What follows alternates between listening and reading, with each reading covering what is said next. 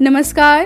दस्तक साहित्य संसार के इस मंच पर एक बार फिर से हम आपका स्वागत करते हैं। जैसा कि आप सब जानते ही हैं कि इस मंच के माध्यम से हम आपको हर दिन एक सर्जक और उनकी सृजन यात्रा से परिचित कराने का प्रयास करते हैं। तो आइए इसी क्रम में आज इस मंच पर स्वागत करते हैं युवा सर्जक विवेक तिवारी का।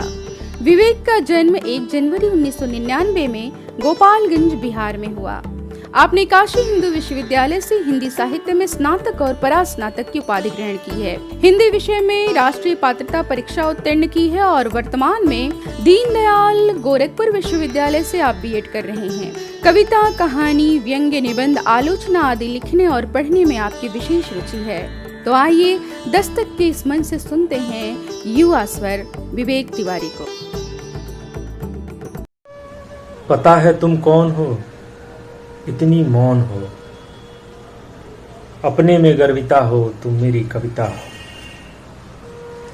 भावों में उलझी हो, प्रकृति से सुलझी हो, क्षण पत्थर क्षण द्रविता हो, तुम मेरी कविता हो।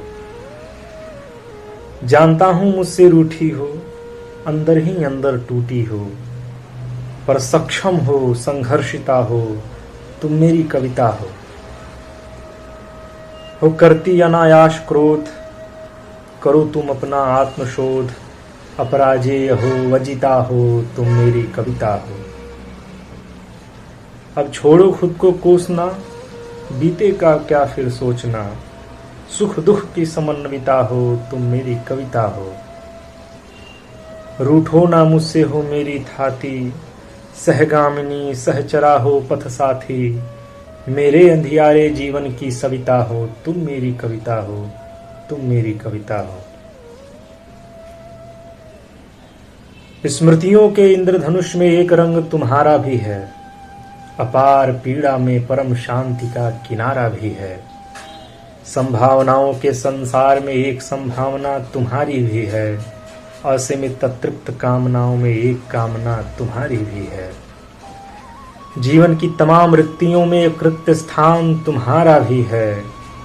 मेरे अंदर जो जी रहा है मेरा ही नहीं, यह जान तुम्हारा भी है। अंतस के आंगन में पवित्र तुलसी सी एक महक तुम्हारी भी है। अंतर मन के उपवन में किसी कोयल सी एक चहक तुम्हारी भी है। मन की शापित वासनाओं में एक वासना तुम्हारी भी है। इंद्रिय साधनाओं के संधान में एक साधना तुम्हारी भी है। यदि समष्टि में स्वाधीन व्यष्टि मेरा, तो उन्मुक्त व्यष्टि तुम्हारा भी है। भावनाओं के भवसागर में डूबते हृदय को तिनके का सहारा भी है। स्मृतियों के इंद्रधनुष में एक रंग तुम्हारा भी है।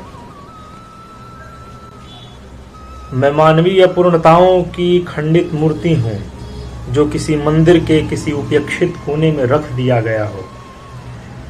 मुझे स्मरण है जब किसी समय में किसी अप्रत्याशित प्रेम के अंकुरण ने मेरा प्राण प्रतिष्ठा किया था, मुझे जीवन दिया था।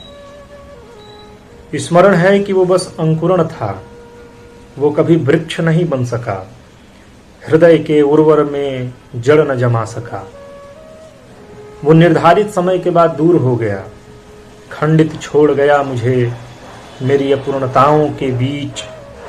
संभवतः वह नहीं चाहता था उस नियम को तोड़ना, जिसमें मानव की नियति है अपूर्ण ही रह जाना, भावनाओं के भव में बह जाना। लेकिन मैं जिंदा हूं उस नियति को सहर्ष स्वीकार कर, क्योंकि मुझे सदियों तक रहना है अपने इसी खंडित स्वरूप के साथ, आने वाली नस्लों को बताने के लिए कि मानव एक अपूर्ण प्रजाति है, जिसकी नियति है तमाम प्राण प्रतिष्ठाओं के बाद भी अपूर्ण रह जाना।